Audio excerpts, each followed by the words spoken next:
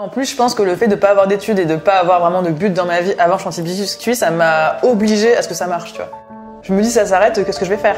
Chantilly Biscuit, c'est le seul truc qui me permet d'avoir de l'ambition et de pouvoir faire un truc énorme.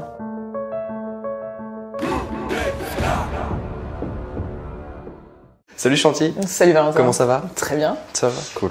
Bienvenue sur Coup d'État.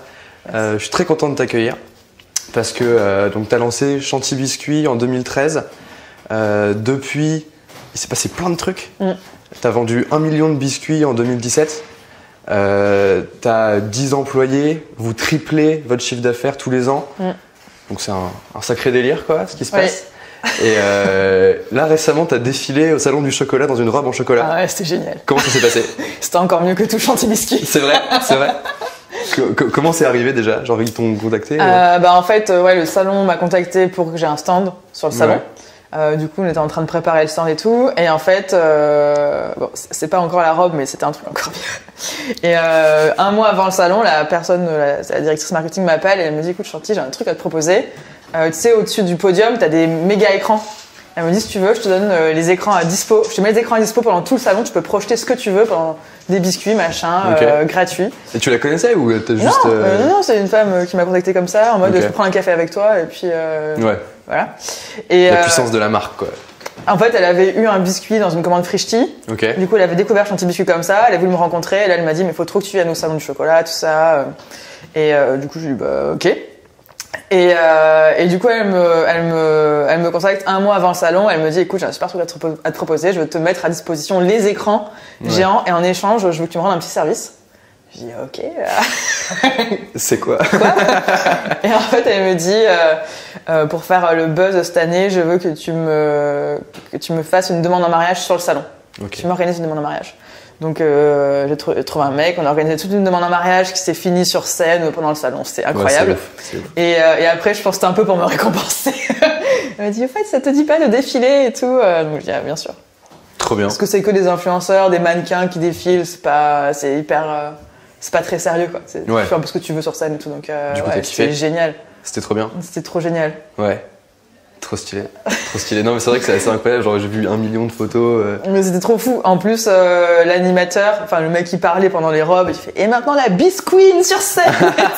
C'est génial! Les gens m'applaudissaient et tout ça. C'est bon. C'est trop bien. Je reste sur scène toute ma vie. Tu t'es dit, c'est le truc que je vais pouvoir mettre sur Instagram, ça va faire du bruit, ou tu t'es plus en mode. Là, je n'ai même pas pensé à ça. Bon, après, j'avais des copines et tout dans la salle, donc je savais qu'elles allaient filmer.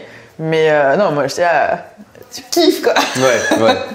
C'est trop bien. Tu me disais juste avant que tu avais fait des strats d'Instagram pour des potes à toi. Ouais.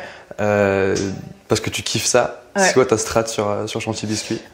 J'ai découvert au fur et à mesure, en fait. Je me suis pas dit, je me mets sur Insta, on va faire comme ça. En fait, je l'ai découvert petit à petit en même temps que les valeurs de la marque. Je pense que ça va ensemble. Mais ça se voit parce que tu as le début du compte qui est vraiment très différent. T'es remonté? Je suis remonté partout. J'ai tout regardé, j'ai tout lu, j'ai tout regardé. J'ai un peu honte.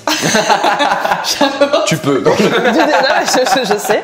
Mais j'ai laissé comme ça, les gens peuvent voir l'évolution. Mais oui, c'est trop bien. Mais ouais, c'était rigolo. C'est la légende, quoi. Il y avait vraiment n'importe quoi au début. Ouais. Et en fait, maintenant, tous les matins, je poste une photo d'un biscuit qui met en scène une situation du quotidien ou un message qu'on passe sur un biscuit, mais plutôt un truc drôle ou un truc qu'on pense pas avoir. L'idée, c'est de surprendre les gens. Et je veux le poster très tôt pour que les gens, quand ils se lèvent et qu'ils mettent Insta, c'est soit le premier truc qu'ils voient. Et maintenant, il y a des gens qui me disent, j'adore me réveiller et voir ce que Chantilly Biscuit a posté sur Instagram. Et puis après, en story, je mets le quotidien, des trucs de l'équipe, je reposte, tout ça. T'as créé un vrai rituel, quoi, avec ta communauté. Ça, c'est ouf. Mais des fois, il y a des gens, quand je poste un peu plus tard, on attend la photo, quoi. Elles mettent la pression. Ouais, c'est ça qui est trop bien. C'est qu'en fait, t'es dans une situation où les gens te demandent plutôt que toi, tu pousses, quoi. Je me suis trop marré tout à l'heure parce que je regardais les concours, là, pour que les gens gagnent des biscuits où ça chantait I Can Get No Satisfaction, là. C'était incroyable, ça. I can get no satisfaction. And I try, and I try. J'étais mort de rire. Ça, c'est trop bien. T'as une relation avec ta communauté comme ça qui a l'air hyper forte. Tu l'as construite ou c'est venu comme ça? Les deux. En fait, elle est arrivée au fur et à mesure. Et surtout, quand les stories sont arrivées sur Instagram. Parce qu'au début, quand il n'y avait pas les stories, je mettais mes posts de biscuits. Donc les gens, ils voyaient les biscuits, mais ils connaissaient pas forcément la marque, qui était derrière.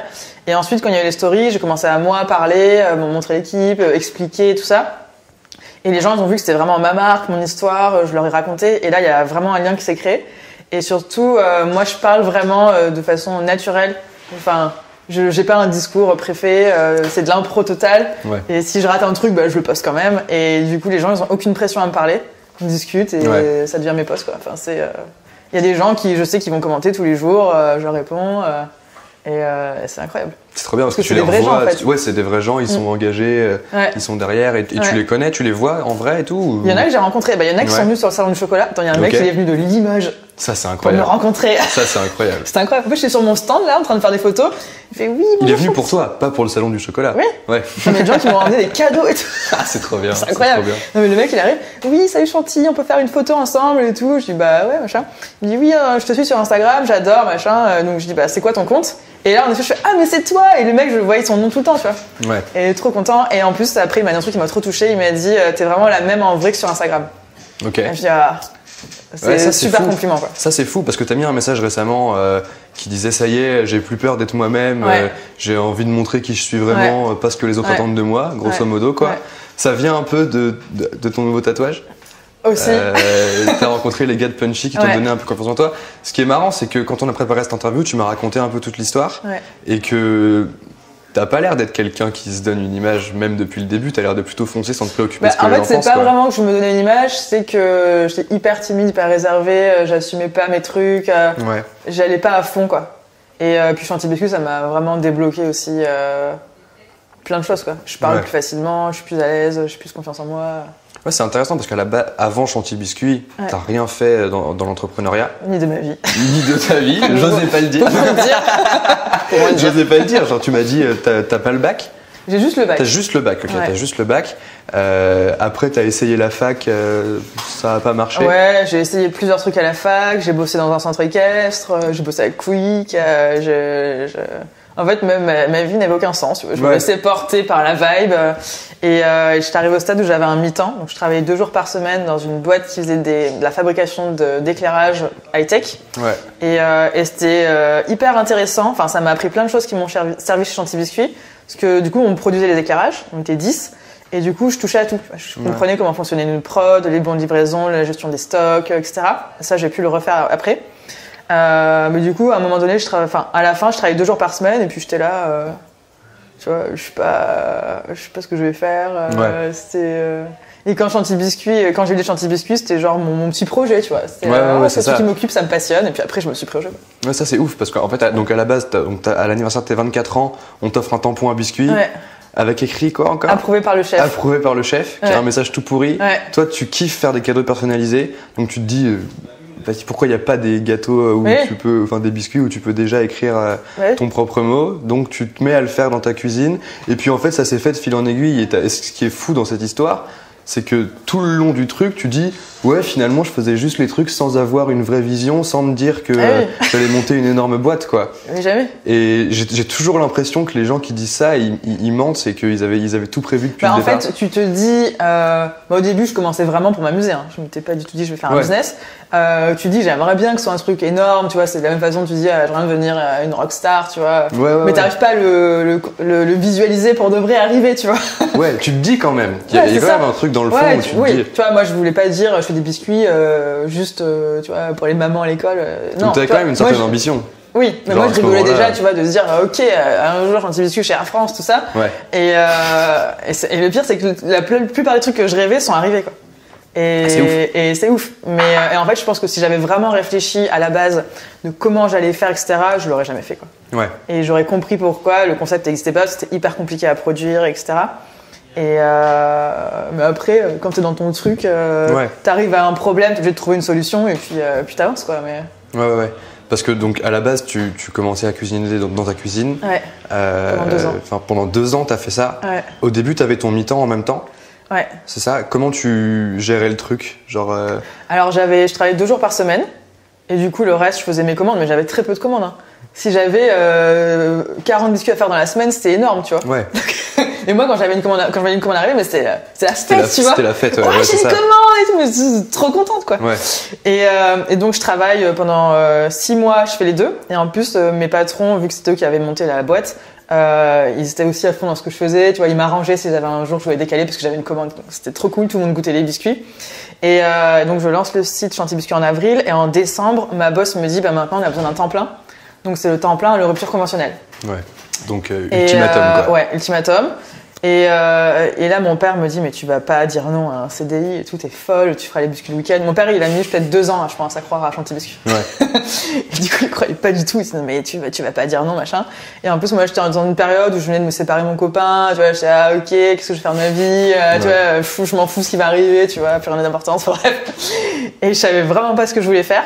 Et du coup, je parle à ma boss, tu vois, on fait l'entretien et tout, et je lui explique vraiment, je sais pas trop, tout ça. Et elle me dit, écoutez Chantilly, moi je voudrais que vous restiez, on va pas, ça nous arrange tout ça. Mais pour vous, je vous conseille de vous lancer, vous avez une bonne idée. Nous, on a monté notre boîte, c'était hyper dur, mais c'était une super expérience, donc je vous conseille de tenter. Trop bien. Ouais. Bon et conseil. Du coup, c'est elle qui m'a poussé à le faire. Ok. Et du coup, j'ai dit, ouais, ok, et puis on arrête quand vous voulez, on s'arrange, tout ça. Et donc j'arrête fin décembre. Et en plus décembre, on a plein de commandes de Noël. Donc tu sais, j'étais en folie. Je fais c'est bon, c'est lancé et tout ça. Ouais. Et le mois de janvier, j'ai eu 0 commande. Et là, tu fais quoi quand t'es à temps plein sur ta boîte et que t'es chez tes parents en train de vouloir faire des biscuits dans ta cuisine et tout, et que t'as pas de commandes? Ah ouais, là c'était l'angoisse. En plus décembre, franchement, j'avais eu énormément de commandes. Même je me rappelle parce que au travail aussi, c'était une grosse période en décembre. Du coup, il y avait des jours où je me levais à 3h, je me rappelle. Je me levais à 3h, je faisais les biscuits avant de partir au travail. J'allais travailler, ma mère allait à la poste et tout pendant que je bossais, et ensuite je revenais, je faisais des trucs. T'as pas saturé à ce moment-là? Non, après c'était genre 2 semaines, tu vois. Donc, ouais, en fait, ouais, ça va. Ça va quoi. Puis quand tu vois que ton truc il marche, j'étais trop content. Ouais. Et donc après, j'arrive en janvier, j'ai dû avoir peut-être une commande sur le mois de janvier, tu vois. Et je me suis ennuyée. Et quand tu t'ennuies, t'as pas fait des plans sur la comète? Enfin, moi, c'est mon gros problème, tu vois. Ouais. Genre, je m'ennuie, et du coup, je commence à imaginer tous les scénarios de catastrophe, tous les trucs positifs qui pourraient arriver, et ça part en couille et je fais plus rien, tu vois. Je sais plus trop dans quel état j'étais, mais non, mais après, moi, j'étais un peu aussi. Tu sais, je savais pas comment faire de plus que ça avec Chantilly, tu vois. J'avais pas de moyens, j'avais pas de gens qui pouvaient m'aider, tout. Donc j'étais on va attendre. Non, je sais plus ce que j'ai fait. Mais je crois que je me suis un peu reposée, j'ai fait d'autres trucs. Je sais plus trop ce que j'ai fait à ce moment-là, mais je me rappelle que c'est là où je me suis dit, mais je crois que j'ai fait une grosse bêtise quand même. Ouais. En fait, je me suis peut-être enflammée sur Noël. Ouais, c'est ça. Puis après, il y a le Saint-Valentin et c'est reparti. Ouais, en fait, c'est ça. Il y a un truc très événementiel. Vu que c'est des cadeaux, c'est ça qui est fou. C'est que vous avez pas de stock. Vous faites tout à la commande, quoi, parce que c'est souvent de l'événement, c'est du cadeau, c'est offrir le cadeau personnalisé, quoi. C'est ce qui fait que c'est rentable aussi aujourd'hui. Ouais. On n'a pas de stock, on n'a pas d'intermédiaire, on n'a pas de perte. Pourtant, tu parles d'ouvrir une boutique. Genre, ça a l'air d'être une espèce de but. Oui, mais en fait, je pense que j'ai besoin d'avoir un truc physique pour me dire c'est encore plus vrai. Ouais, c'est vrai. Je pense que c'est plus psychologique parce qu'en plus. Oui, mais c'est pas pareil. C'est pas un endroit où tu peux rentrer voir les biscuits. Ouais, c'est clair. Tu peux pas aller voir les biscuits. Le petit temple, quoi. Ouais, c'est clair. Et non, mais ça, c'est un sujet depuis longtemps. Après, nous, vu qu'on fait du sur-mesure et qu'à chaque fois qu'on a testé de vendre des biscuits avec des messages préfaits, ça n'a jamais marché. Ok. Donc là, sur le chocolat, on a testé de mettre des bornes sur le stand pour voir si ça allait marcher. Et ça n'a pas marché parce qu'en fait les gens ont besoin de réflexion pour savoir ce qu'ils vont marquer sur les biscuits. Des bornes où ils pouvaient mettre leur message. Parce que je me suis dit, mais en fait c'est ça la solution, c'est de mettre des bornes de partout, les gens vont pouvoir commander et tout. Et en fait, non, ça marche pas. Pas du tout, quoi. Donc là, on est en train de réfléchir comment on pourrait faire des trucs. Parce que je pense les gens aussi qui nous suivent ont besoin de nous rencontrer, de goûter les biscuits, même si c'est sur des courtes périodes. Mais... Ouais. Tu parlais de ton père. Genre, c'est quoi le moment où il a dit ok, là c'est sérieux? Quand j'ai fait rentrer des associés. Là, ils m'ont dit, en plus, le premier associé qui est rentré, c'était quelqu'un qu'il connaissait. Et du coup, il s'est dit, si lui fait confiance, ça. Ok. Et ta mère? Ma mère, elle a toujours été à fond dès le départ. Ouais. Du soutien, quoi. Ouais. En plus, elle m'aidait pour les recettes et tout, donc t'es contente. Ok, trop bien. Donc, il y a ces associés que tu fais rentrer à un moment où tu te dis je veux lever des fonds et tu avais besoin de... Alors c'était pas pour lever, c'est parce que j'étais toute seule enfin oui c'était pour lever, j'avais besoin d'argent mais on n'a pas vraiment fait une levée de fonds, on a fait les banques et tout. Et en fait c'était quand je faisais les biscuits dans mon appart et que j'étais arrivée à un moment où j'avais trop de commandes quoi. Et du coup je sentais qu'il fallait passer l'étape d'après et là je pouvais plus faire toute seule, il fallait qu'on m'aide. Ouais, ok. Et donc c'est qui que t'as pris comme associé et comment ça s'est passé? J'ai pris le grand frère de ma meilleure amie et un pote à lui, donc des mecs très finance. Ouais. Et donc qui m'ont aidé à faire tous les dossiers pour avoir des prêts d'honneur, des prêts crédit bail, machines, tout ça. Donc on a acheté les machines, on a trouvé un local, on a embauché la première personne. Et puis ensuite on s'est plus entendu et on s'est séparés. Mais ils m'ont quand même servi à ce moment-là. Ok. Ouais. Et la première personne que tu embauches, elle faisait quoi? Elle faisait des biscuits. Elle faisait des biscuits avec toi toute la journée? Ouais, et elle venait encore chez moi. Ok. Elle a fait donc elle était là pendant les 2 ans en fait, sur la fin. Elle est arrivée juste avant qu'on déménage. Ok. Ouais. Trop bien. Elle a fait 6 mois où elle venait à la maison. Quand j'y pense. Ouais, c'est ouf. C'est ouf parce que là maintenant. Non, on a fait des grosses commandes en plus de la maison, c'est tellement. Ouais, c'est possible quoi. C'est possible de commencer au départ sans imaginer un plan on n'avait pas le choix. C'est ouf. Et même on a encore déménagé depuis. Là on a redéménagé il y a 10 jours. Et là on a un vrai truc. Là, c'est un truc hyper pro, aux normes, c'est quasiment une usine quoi. Mais t'es obligé de passer par des phases. Ou alors il aurait fallu lever 20 millions d'euros dès le début. Quoi. Ouais, c'est ça. Et surtout que t'as pas un business qui a l'air d'être scalable de l'extérieur. Nous c'est très nouveau, même quand j'en parlais aux investisseurs. Est-ce que c'est pas un effet de mode, machin pourquoi vous faites pas de l'épicerie? Enfin, c'est. Non, mais. Ouais. Un truc très précis. Mais maintenant que ça marche et tout, ça va. Mais c'est sûr qu'au début. En plus, moi, CEO, juste le bac, tu sais, qui oui, aucune idée des chiffres. C'est clair. J'aurais pas pu lever, je pense. Ouais. Mais c'est toujours compliqué. Enfin, c'est clair. Ouais. C'est un truc qui est ouf avec Chantilly Biscuit, c'est votre compte Instagram. Ouais.